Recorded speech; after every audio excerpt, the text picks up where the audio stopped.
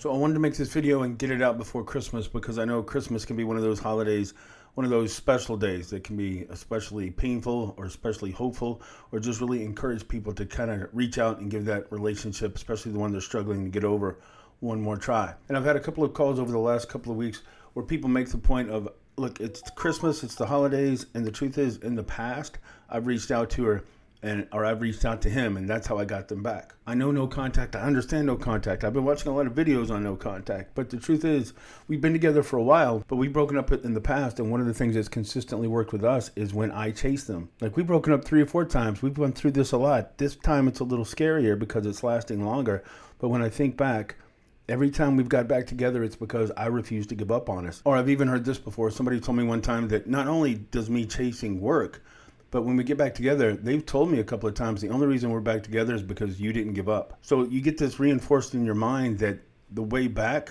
in spite of understanding no contact, in the past, chasing them has worked. So not chasing them now, it seems like it's a really scary thing. So I wanted to make a video for people who are really wrestling with the idea of chasing after or reclaiming their ex, especially if chasing in the past has worked. Okay, so let's start with that one. Let's start with that example. All right, if chasing in the past has worked, but you're back to the place where you need to chase, did it really work? If chasing really worked, would you need to re-chase them again? And normally when somebody tells me this, again, it's not a one-time occurrence. They'll say something like, well, we've broken up several times. And every time the way that we get back together is I go after them. So no contact, even though I understand why it works. I don't know if it's going to work in my situation. In my situation, you don't know my ex. And I'll hear this quite a bit. You don't know my ex. She's very stubborn. You don't know my ex. They don't change their mind. You don't know my ex. Once they make a decision, they don't look back. The only reason they might look back is if I'm the one reaching out to them. So I understand no contact, but you don't know my situation. That's the number one response that I get when I talk to people who are in no contact. But again, stop and think about it. What you're doing emotionally, you're in a scary place, especially around the holidays. Especially this is the time of year that makes us think about this time of year. So it can be really emotional. And you're going through a breakup, it's even worse. So you're going through the emotion, the pain, the anxiety of the loss, and you look back and think, I've been here before. Well, what worked last time? Well, what worked last time is I went after them, I chased them, I reached out to them. But did it really work? And when you got them back, there's a couple of things that got established. Number one, they know that when they articulate and express to you that they don't want to be with you, that you not only want to be with them, you want to be with them enough to engage in argument, to engage in like a verbal conflict in order to win them back. In other words, you're quote unquote fighting for the relationship. So even when they come back, what you've basically become is their resting place. It's like they're trying to climb a mountain. It's like they've decided that they can do better, or they should do better, or this isn't where they want to settle down being with you.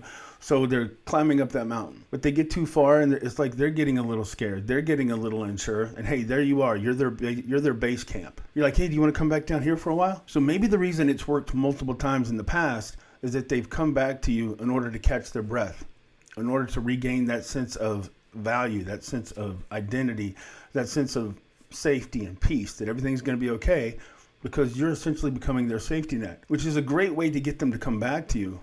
But a safety net is a great place to find safety. It's not a great place to find the strength of a foundation to build a long-lasting relationship.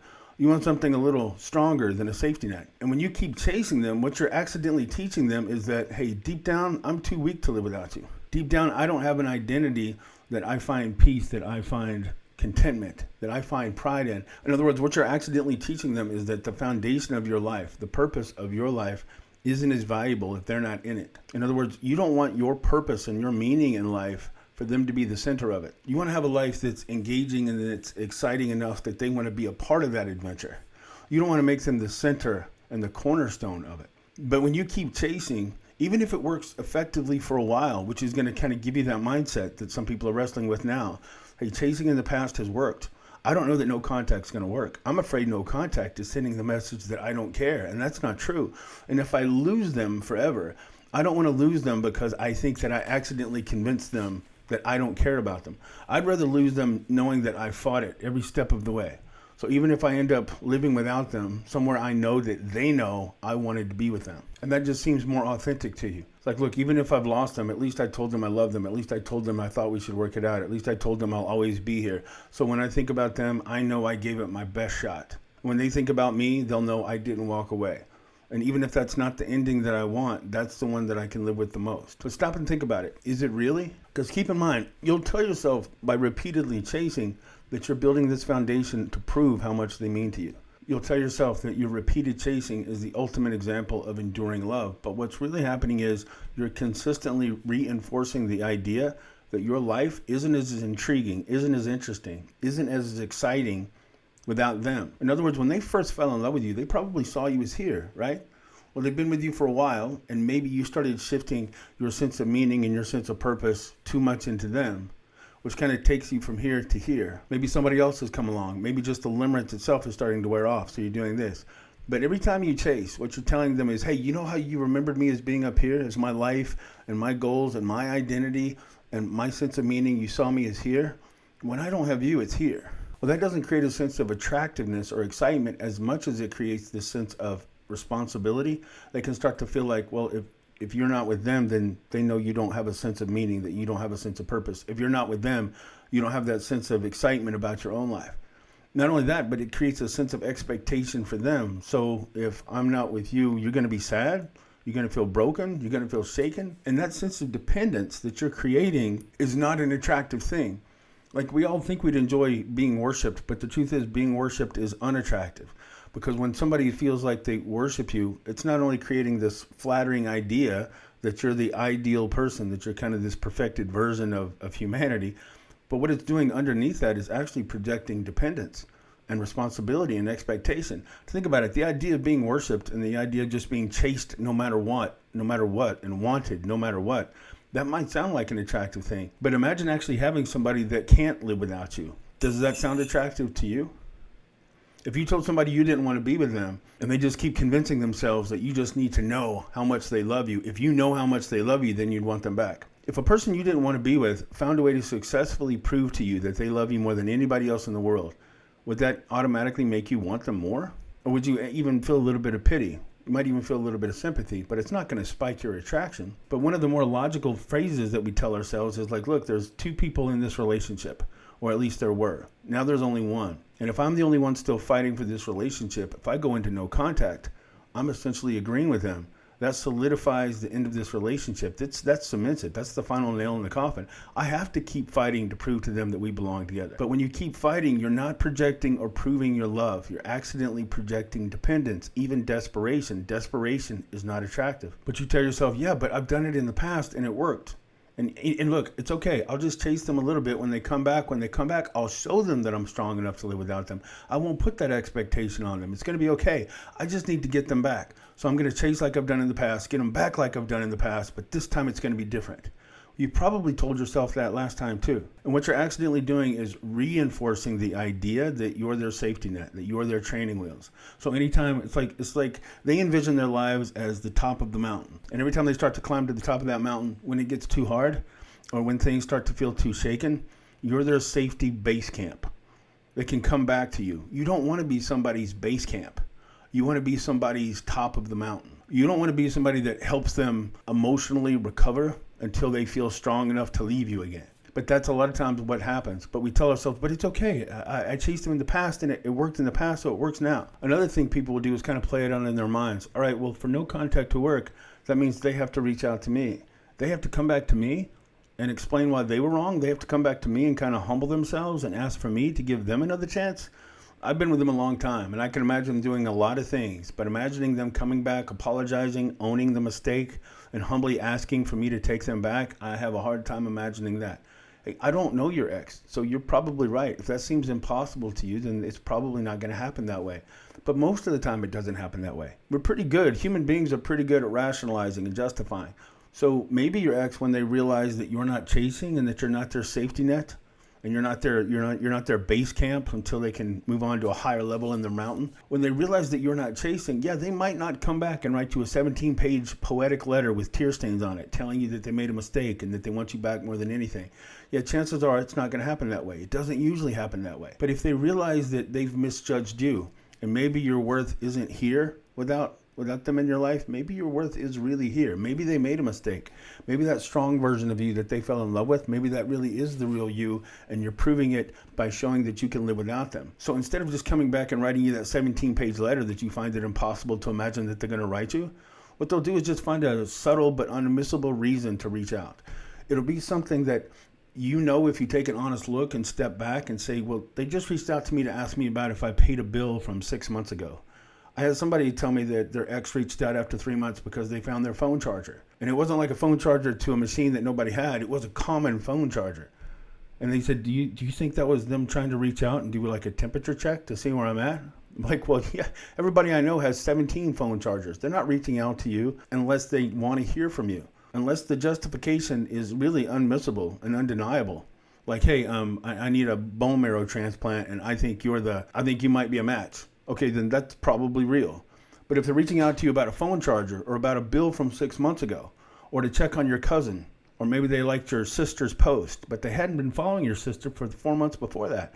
So it'll be something subtle but unmissable. So they don't have to come back and fall on their sword and humiliate themselves and beg for your forgiveness. If you have an ex that you know has too much pride for that and you have trouble imagining them coming back, they're probably not going to come back that way. That doesn't mean they won't come back. That's the number one thing I hear from people. It's the number one thing that proves not to be the obstacle that it seems to be in your mind. And then one of the last strongest reasons that people say, look, I understand the principle of no contact, but I think I need to chase in this case, is if they really feel like they caused the breakup. That one's the one that's really the hardest to get out of your mind. Wait, if I caused it by what I said, I caused it by what I did, I deserve to have the breakup, so I need to be the one to earn and to get that person back. So the mindset becomes, because I caused it, I need to chase and chase until there's absolutely no chance. I need to chase until they're married or until I die, because that's part of my penance. That's part of what I need to do to prove that I'm really sorry. Since I caused it, I should never stop chasing. It doesn't work. And what can really happen, it gets a little confusing, but let's say that you're in a relationship and they kind of saw you as this person forever.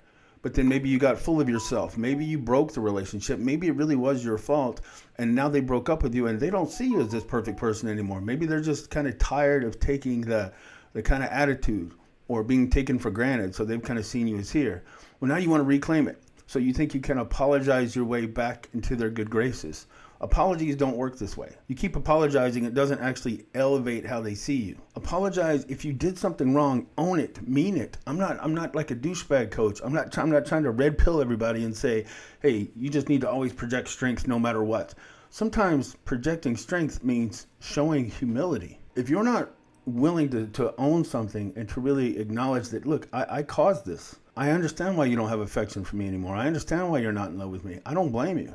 That takes strength. So yes, that is strong, but it's strong if you can own it, acknowledge it, express it beautifully and humbly once, maybe twice. The first time you do it, it shows that you have the wisdom to be able to see your own flaws. It shows you have the strength to be able to own it and to make the changes that are necessary. It shows you have the empathy and the compassion for the other person to put yourself in their position and understand the pain that you caused. All those things are great, but if you keep chasing with the apology, it reframes it.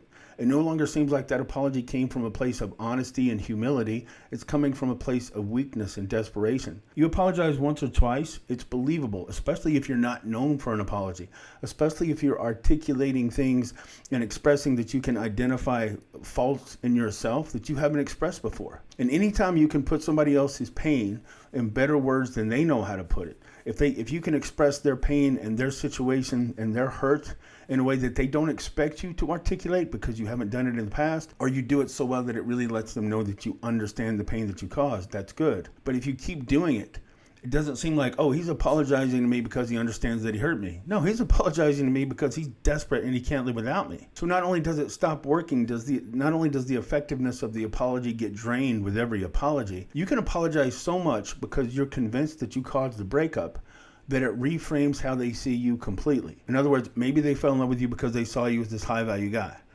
Well, you can apologize and chase and pursue so much that you accidentally convince them that you are never this person. One of the more confusing situations that can happen is, say you've been in a relationship for a long time and that person's always valued you a little bit more. Maybe they were the one that was chasing you a little bit more, a little crazier about you, the one that was consistently and constantly pushing for long term and to lock down the relationship. And finally, they stopped asking. Finally, they don't want to be with you anymore. And now you're looking back and thinking, we've been together so long. All they wanted to do was know that I wanted to be with them forever. And I never gave it to them. And now they're done. Now they're walking away. Well, if they saw you as this for a long time and you realize you're the one that broke the relationship, so when they walk away, it panics you. So you really apologize. You show the humility. You start chasing after them. You own the mistakes. You identify it. You articulate it. You show empathy for the pain that you caused them. Hey, that's great. That takes strength. But if you've convinced yourself that that your penance is, I'm going to apologize until they take me back. It's okay. I took them for granted maybe you took them for granted for 2 to 5 years or 10 years, however long it's been. Look, I took them for granted for 17 years. The least I can do is keep apologizing until they're married or I'm dead. But every time you do that, what you're actually doing is ripping out the foundation of how they saw you, because they saw you as this person. And now you're proving that, hey, without you, I don't have a life. Without you, I don't have happiness. Without you, I don't have an identity. So without you, I'm not me. Now you're here. You can apologize your way into reframing them and how they see you completely. You don't want to do that. Keep the strength. Keep the admiration they had for you. Just adjust the part that you need to adjust. Own the mistakes that you make. But don't keep chasing. Because a lot of times I've seen somebody apologize and chase all the affection out of that other person's heart. They accidentally reinforce to them that no matter what, I'm always going to be here. They'll even say something like that, like, I know I've lost you forever, but if you ever change your mind, please give me a call. I'm always going to be here. I'll never stop loving you. Don't give somebody eternal reassurance if they've given you rejection. Even if you caused it, it's not going to boost attraction. So all that to say, look, I understand the impulse to chase, but if chasing's worked for you in the past, but you're back here again, did it really work for you? Yeah, but chasing's worked for me multiple times. Well, if it's worked for you multiple times, is it really working? Is this the relationship you want? Look back on however many times you've had to chase to win them back. Is that the kind of relationship you want? What they're doing is kind of building up the strength to let you go. A lot of times, if you've chased and won them back in the past, you'll start to notice that the time together is getting shorter, the time apart is getting longer. That's because the effectiveness of chasing is accidentally reinforcing to them over time that they don't have to worry about losing you, that you're always going to be there. So you're encouraging them. It's almost like, imagine that you're a parent and you're letting a child or a teenager go spend time away from home. And at first they're scared, so they come back sooner. But the more they spend time away from you, the stronger they're getting. The more they're starting to envision themselves as strong enough and capable of living without you. So of course, if they just keep going away, they're building up strength. They're proving to themselves that they can live without you. And you're helping them because every time it gets hard, you're right there. Hey, you want to come back? I'm right here. It's like you're accidentally becoming their weightlifting coach. Every time there's too much on them, there you are. You're taking the weight off. It's okay. I'm right here. You can come back. But what you're accidentally doing is building up their confidence and teaching them that, hey, they can live without you. And even if they have a doubt that they can, don't worry. You'll still be here when they change their mind. So you could accidentally be really sabotaging yourself by chasing and recapturing and chasing and getting them back and chasing. And look, if you're doing it multiple times, is it really working? It's not. You're accidentally convincing them that they can live without you and you can't live without them. That's not going to work in your favor. It's only a matter of time before they're gone. And then chasing isn't going to work. But I know every situation is unique. Every situation is different. Details do matter. So if I can help, please give me a call or go to realcoachken.com and set up an appointment with me, and I'd be happy to talk to you. But I hope everybody has a great Christmas and a happy New Year, and I'll be back soon. Thanks a lot.